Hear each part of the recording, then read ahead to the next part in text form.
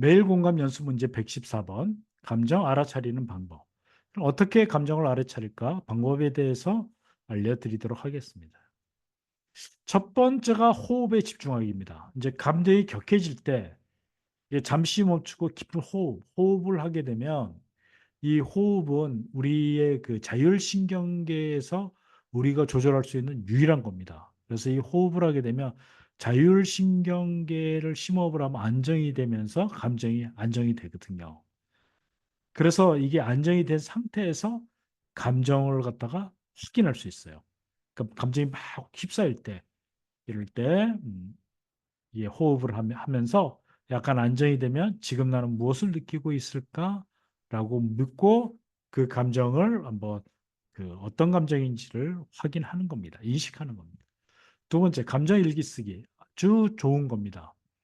하루 동안 느꼈던 감정을 기록하는 것인데요. 이게 어떤 일을 하는 게 아니라 어떤 사건이나 사고 또는 하루의 일과에서 삶에서 느꼈던 그때 그 일과 감정을 적어보는 거예요.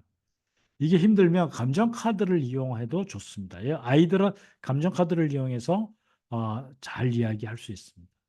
이렇게 계속 쓰다 보면 자기의 감정 패턴을 이해할 수 있고요. 어떤 상황에서 감정이 더 잘 올라오는지를 파악할 수 있습니다. 적극 추천합니다. 세 번째, 감정 신체 스캔인데요. 감정이 특히 부정적인 감정이나 어떤 그 격한 감정이나 어떤 강한 감정들이 일어나면 이게 여러 가지 우리 몸에서 일어나는 반응들이 있어요. 어깨가 저기 긴장된다든지 아니면 얼굴이 굳는다든지 아니면은 그 얼굴이 찡그러진다든지 손에 힘이 들어간다든지 어깨가 경직이 된다든지 뭐 여러 가지 있잖아요. 그러면 이것을 갖다가 잘 확인하고 있으면 나중에 그 어떤 신체적인 반응이 있을 때 지금 내가 어떤 감정이 일어나는구나라는 것을 인식할 수 있게 됩니다. 네 번째가 감정과 대화 나누기 적극적으로 추천합니다. 어렵지 않습니다. 감정에 집중하고 그 감정을 명확히 인식하는 건데요. 그 감, 미안합니다. 느끼는 감정과 자기 자신과 이제 대화를 나누는 건데 이렇게 되면 감정과 내 자신을 갖다가 분리할 수 있습니다. 한번 예를 좀 들어줄게요. 중요한 약속이 있는 아침이라 서둘러서 집을 나섰다. 그런데도 그날따라 더 차가 밀렸다. 약속에 늦을까 초조해지면서 점점 더 짜증이 밀려 올라왔다. 저 XX는 왜 구불되는 거야? 어휴, 오늘따라 왜 이렇게 차들이 많아? 이렇게 투덜대다가 감정을 알아차리면 부정적 감정이 한다고 한 말이 생각났다. 그래서 잠시 어떤 감정인지 혼잣말로 중얼거리면서 확인해 보았다. 이것은 사실 제가 실제 있었던 일이었습니다. 질문, 지금 어떤 느낌이야? 짜증이 나고 초조해. 왜 짜증이 나고 초조한데? 차가 밀려서 약속에 늦을까 봐. 출퇴근 시간에 항상 붐비잖아. 그리고 늦으면 양해를 구하면 되잖아. 아주 중요한 약속이고 평소보다 차가 더 많은 것 같아서. 그렇구나. 이건 이제 공감해 주는 거죠. 그다음에 중요한 약속에 늦을까 봐 초조하고 짜증이 났구나. 이렇게 공감을 해주면 감정은 표현하고 공감이 되면 많이 해소됩니다. 그럼 어떻게 할까? 방법이 없지 뭐. 늦을 수 있다고 양해 문자를 보내야겠지. 그래, 잘 알았어. 그리고 그렇게 짜증을 내면 기분이 풀어지니? 글쎄, 풀어지기도 하고 어떨 때는 점점 더 화가 나는 경우도 있어. 근데 왜 짜증을 내니? 그러니까 달리하는 방법을 몰라서 그러면 이럴 때 어떻게 하면 될까? 감정은 표현하고 이해되면 해소된다고 하더라고. 그러니까 이렇게 감정을 알아차리면 되지 않을까? 이렇게 너하고 감정을 말하고 나니 짜증이 가라앉는 것 같기도 해. 잘 됐네. 앞으로도 이렇게 서로 얘기를 나누자.